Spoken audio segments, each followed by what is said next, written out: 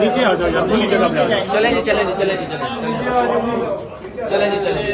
बस ठीक है, इस तरह ठीक है। अब ज़्यादा नहीं मना किया इंतजार में 10 मिनट किसी मीडिया सारे लोगों ने बड़े बड़े शहबाज भी क्या कार्रवाई हो रही है? बस ये पॉलिटिकल विक्टिमाइजेशन हो रही है। मीडिया में भी जो पाबंदी लगाई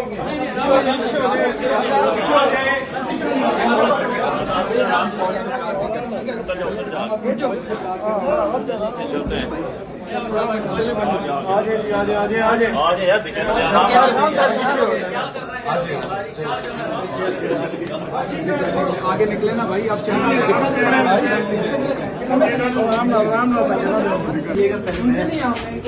फैसल भाई जरा मीडिया की रिक्वेस्ट कर दीजिएगा कि यार इनसे हम अलाउ करें। आपके लिए लग रहे हैं, बहस कर रहे हैं, हम आपके लिए भी कर रहे हैं।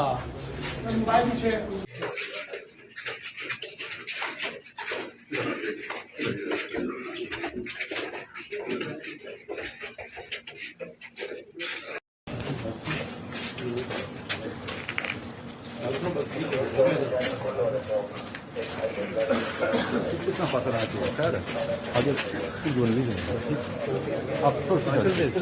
गिल साहब, अदारों के खिलाफ जो बातें आपने की हैं, कोई पार्टी पॉलिसी थी या क्या?